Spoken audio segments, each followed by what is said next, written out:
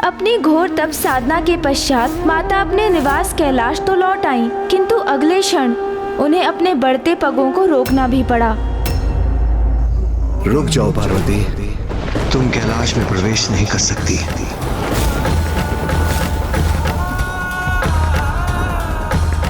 क्या हुआ? आपने मुझे क्यों रोक दिया स्वामी?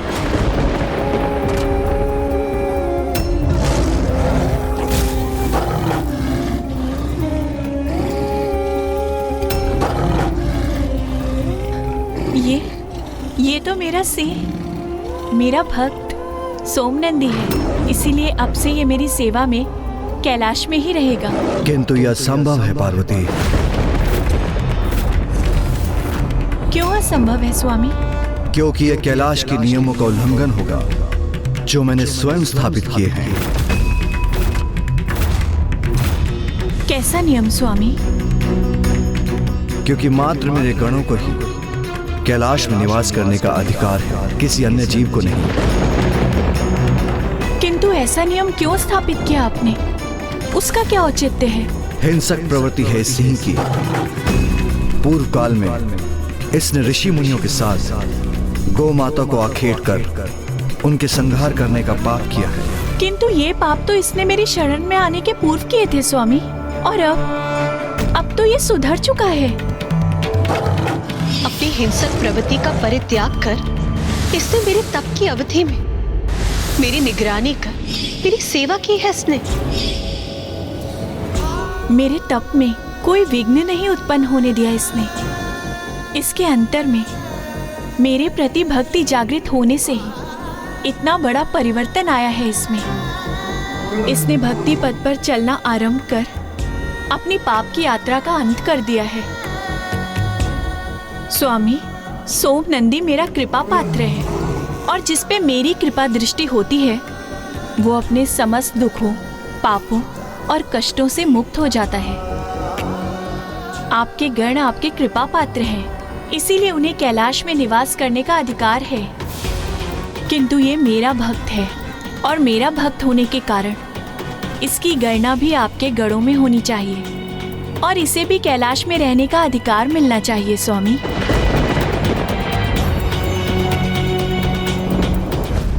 किंतु माता, कैलाश में तो पिताश्री के प्रमुख गण नंदी जी भी निवास करते हैं ना। और ये तो सर्व ज्ञात है ना माता कि सिंह और वृषभ अपनी चिर शत्रुता के कारण एक साथ कदापि नहीं रह सकते।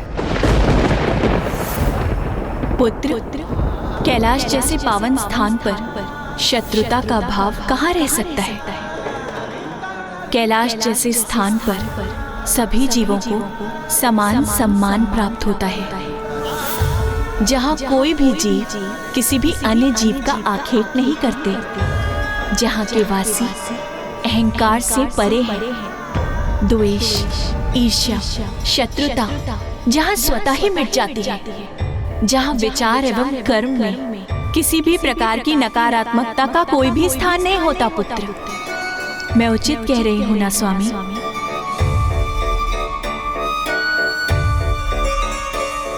ये कैलाश ही है जहाँ महादेव के सर्प, पुत्र गणेश के मूषक, पुत्र कार्तिकेय का मयूर प्राकृतिक स्वभाव से शत्रु होते हुए अपनी शत्रुता के भाव से रिक्त होकर शांति और सौहार्द से एक साथ विचरण करते हैं, उसी प्रकार नंदी और सोमनंदी भी एक साथ यहाँ निवास करेंगे।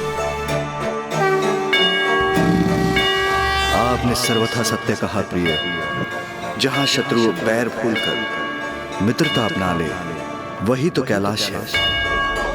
मैं आपके सिंह सोमनंदी को अपने गणों में स्थान देकर अपने कैलाश में निवास करने की अनुमति प्रदान करता हूँ।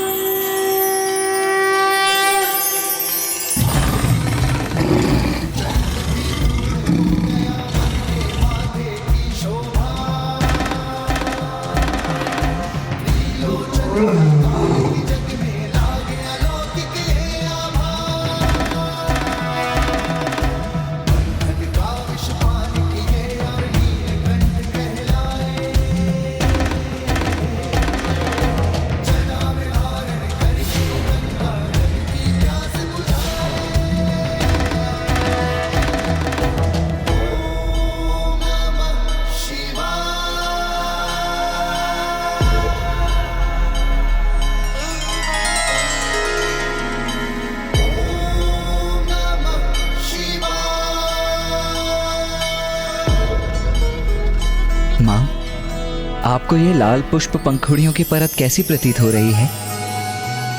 मैंने स्वयं आपके स्वागत में इन्हें बिछाया है। ये तो अति सुंदर है पुत्र। और माँ, ये रंगोली मैंने बनाई है, कैसी है? ये भी अति सुंदर है। नाथ, मेरे दोनों पुत्रों ने इतने उत्साह से मेरे स्वागत की व्यवस्था की है, किंतु आपने मेरे स्वागत के लिए क्या किया है नाथ? पार्वती, पुष्प तो नहीं, किंतु मेरे नेत्र, मेरे प्राण, मेरी प्रत्येक श्वास सभी आपकी प्रतीक्षा में कब से बिछे हैं।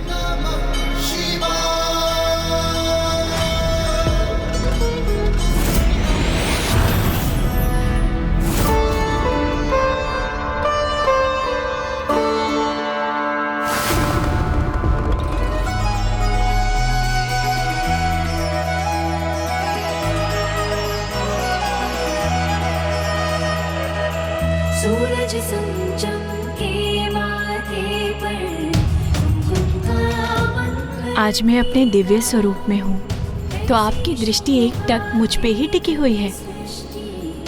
इसके पूर्व तो आपको मेरी दिव्यता में दोष दिखाई दे रहा था ना नाथ?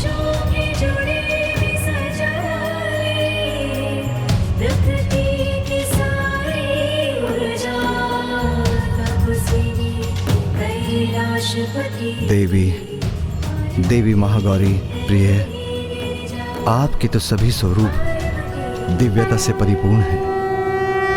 उनमें कोई दोष कहाँ, और मुझे आपके प्रत्येक रूप से अपार स्नेह है। मैं आपकी निंदा करने की तो कल्पना भी नहीं कर सकता, किंतु आपको अपना वास्तविक परिचय स्मरण हो, आपका ये दिव्य स्वरूप सृष्टि के हित में संसार के समक्ष उजागर हो। आपका ये दिव्य रूप अपनी दिव्यता से सृष्टि का उद्धार करे, ये लीला तो इसलिए हुई है। स्वामी ये किस लीला का उल्लेख कर रहे हैं? अर्थात मेरे इस रूप को धारण करने का कोई और उद्देश्य भी है? इस प्रकार माता पार्वती ने माता महागौरी रूप धारण किया और उन्हें अपना वाहन सोम नंदी भी प्राप्त हुआ। माता का महागौरी स्वरूप स्त्री के जीवन में उसके द्वारा उसके दिव्य अर्थात वास्तविक स्वरूप, उसका सहज स्वतंत्र स्वभाव, उसके आंतरिक गुण और क्षमताओं को उजागर करने का प्रतीक है। किंतु माता पार्वती द्वारा माता महागौरी रूप धारण करने का अभिप्राय दिव्यता एवं सौंदर्य प्राप्त करने से कहीं अधिक था। माता महागौरी को तो एक बहुत बड़ा कार्य संपन्न करना था। अब वो कार्य क्या था ब्राह्मण देवता? उन्हें देवताओं के अहंकार को भंग करना था। ये तब की घटना है जब देवताओं ने अत्यंत शक्तिशाली कल्मेश असुरों को पराजित किया था। देवराज इंद्र की, देवराज इंद्र की, देवराज इंद्र की, देवराज इंद्र की, देवराज इंद्र की, देवराज इंद्र की, देवराज इंद्र की, देवराज इंद्र की, देवराज इंद्र की, देवराज इंद्र की।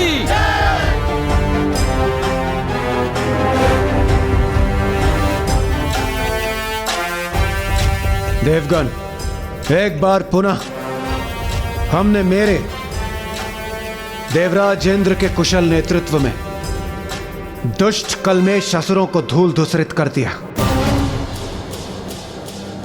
देव मंत्री, बताइए क्या समाचार है? देवराज, असुर तो अब पाताल में ही छिपे रहने पर विवश हैं और पृथ्वी पर भी यज्ञ आदि सुचारू रूप से गतिशील हैं, जिसके कारण हम सभी देवताओं को बिना किसी बाधा के हमारा भविष्य प्राप्त हो रहा है। और मेरा विचार है देवराज, अब असुर पुनः कभी भी स्वर्ग पर आक्रमण करने का दुस्साहस भी नहीं कर सकेंगे। और यदि उन्होंने ऐसा प्रयास किया भी तो हम उन्हें रौंद कर रख देंगे। अब असुर अपने तक ही सीमित हैं। तो फिर जब वो हमारे प्रति कोई दोषपूर्ण व्यवहार नहीं कर रहे हैं, तो अब देवताओं के मन में उनके प्रति इतनी हिंसा क्यों है? देवगुरु, असुरों के स्वभाव से आप भी अनभिज्ञ नहीं हैं। मुझे ज्ञात है कि वो शांत है, किंतु वो कितने समय के लिए ऐसे ही शांत रहेंगे इसका कोई प्रमाण नहीं। यदि हमने उन्हें अब अनदेखा किया तो वो कुछ ही समय में हमें सताने हेतु यहां प्रस्तुत हो जाएंगे। इसलिए उनके प्रति हिंसा का भाव ही सर्वथा उचित है। इससे पूर्व कि वो हमारे लिए कोई संकट उत्पन्न करे, हमें उनका अंत कर देना चाहिए। आखेट, इन असुरों का आखेट करना चाहिए हमें। आखेट, आखेट, आखेट। देवगण, यही उचित समय है। हमें असुरों के लिए आखेट का आयोजन कर एक एक असुर को पाताल से खदेड़ कर उनका अंत कर देना चाहिए। हाँ, यह सर्वथा उचित है देवराज। हम इस आखेट को एक क्रीड़ा बना लेंगे और उस आखेट क्रीड़ा से इन दुष्ट असुरों में भय और आतंक उत्पन्न करेंगे।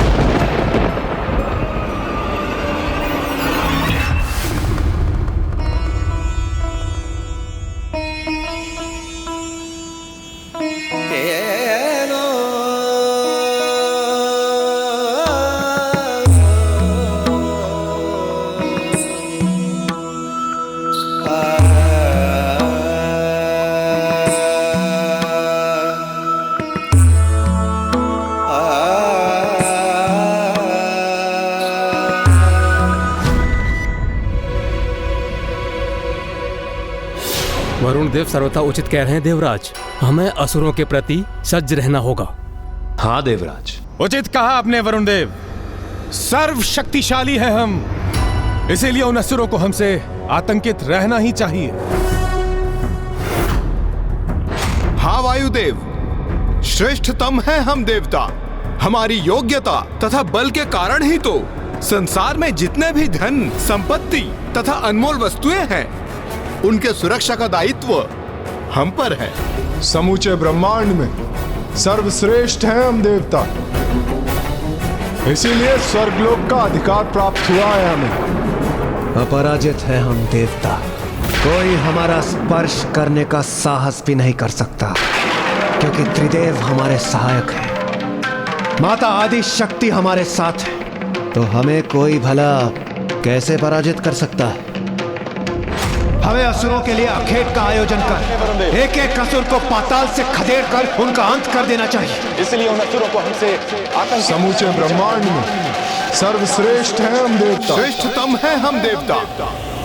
असुरों को पराजित कर देवताओं में अहंकार का समावेश हो गया। उन्हें अपने सर्वशक्तिशाली होने पर घमंड जो हो गया था, और सभी के भीतर सदा उपस्थित रहने वाली शक्ति स्वरूपा माता को देवताओं के इस अहंकार का आभास हो गया था। नहीं, ये उचित नहीं। देवताओं का उनकी शक्तियों पर अहंकार सर्वथा उचित नहीं, क्योंकि व्यक्ति का दंभ सदा उसके पतन का कारण बनता है। मुझे देवताओं को सुपथ पर लाना ही होगा, अन्यथा उनका ये अहंकार उनकी दुर्बलता का कारण बन जाएगा और वो पुनः असुरों से पराजित होकर स्वर्ग को खो बैठेंगे और संसार धर्म संकट में पड़ जाएगा।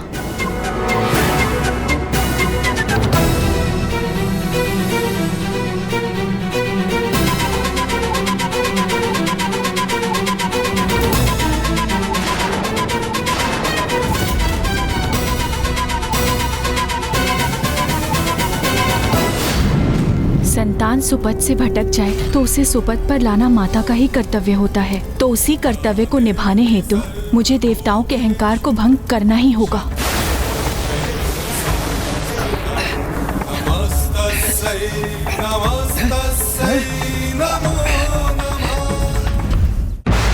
क्या हो रहा है ये? कैसा प्रकाश है ये?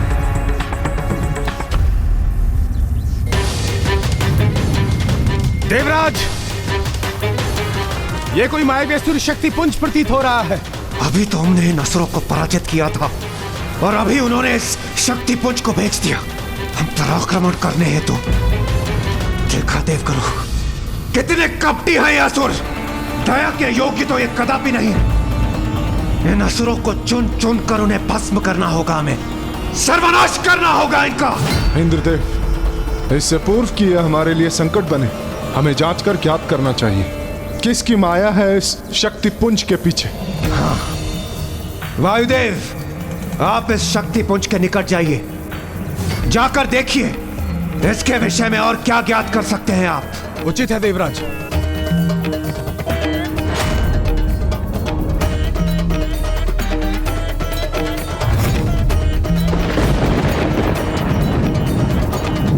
कौन हो तुम? किसकी शक्ति हो तुम?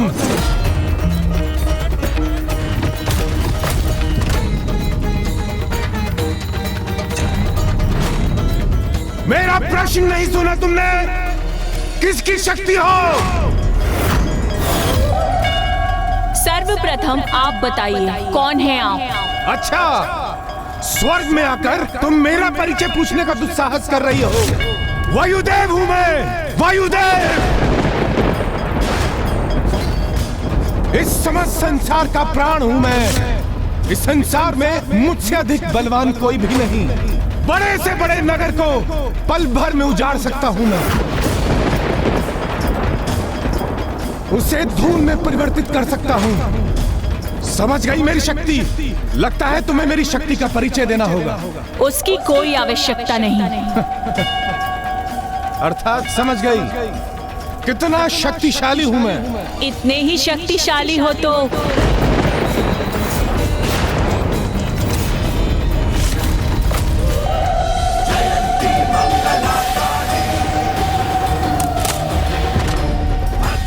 इस तिनके को इसके स्थान से उड़ाकर दिखाओ।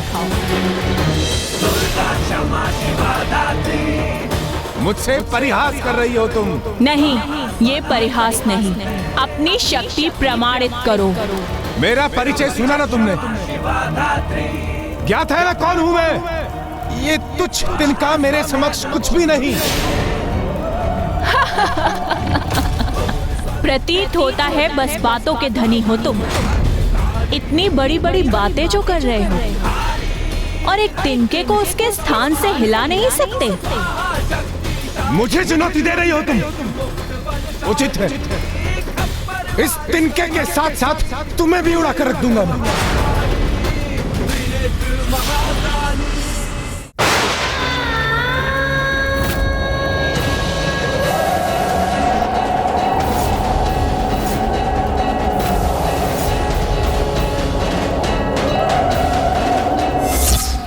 इस तिनके को कुछ भी नहीं हुआ।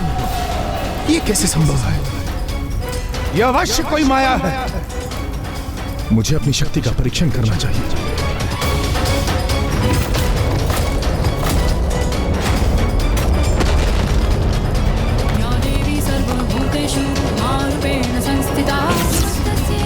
मेरी शक्ति तो अपने स्थान पर स्थिर है, वो तो तनिक भी क्षीण नहीं पड़ी। मैंने उस पर्वत को ध्वंस करने के लिए नहीं कहा था आपसे। मैंने तो बस इस तिनके को हिलाने के लिए कहा था।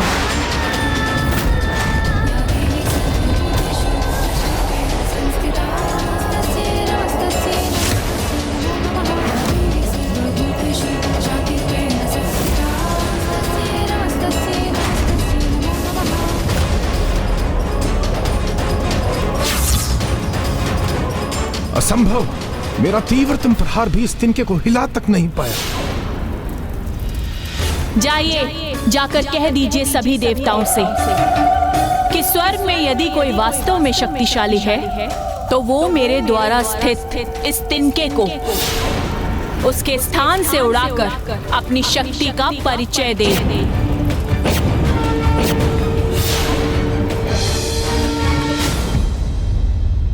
ये वायुदेव को लौटने में इतना समय क्यों लग रहा है? देवराज! वायुदेव, वायुदेव बताइए क्या उपाय किया आपने? बताइए क्या ज्ञात किया आपने? ये दृष्टि बाधित करने वाला प्रकाश उत्पन्न क्यों हो रहा है? देवराज, वो कोई असाधारण सी शक्ति है। ऐसा प्रतीत पड़ता था मानो उस अग्नि के भीतर कोई अत्यंत ही शक्तिशाली मायावी स्त्री स्थित हो, और आप उस मायावी स्त्री को पराजित करने में अक्षम रहे।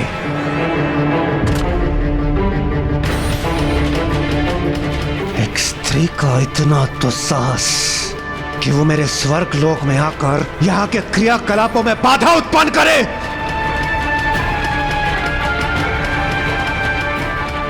इसका उचित पाठ मैं उसे अवश्य सिखाऊंगा। वो शक्ति जो भी हो, समस्त देवताओं को प्रत्यक्ष चुनौती दी है और उसने कहा है यदि जाइए, जाकर कह दीजिए सभी देवताओं से कि स्वर्ग में यदि कोई वास्तव में शक्तिशाली है तो वो मेरे द्वारा स्थित इस तिनके को उसके स्थान से उड़ाकर अपनी शक्ति का परिचय दे। तो मात्र एक तिनके को उड़ाने में अक्षम रहे हैं आप वायुदेव। देवराज, मेरा विश्वास कीजिए, वो कोई साधारण शक्ति नहीं है। साधारण हो अथवा असाधारण, उस शक्ति ने तिनके को उड़ाने की चुनौती दी है ना, किंतु मैं उससे कहीं अधिक करूंगा। तिनके को भस्म कर दूंगा मैं। देवराज इंद्र, मुझे आज्ञा दीजिए।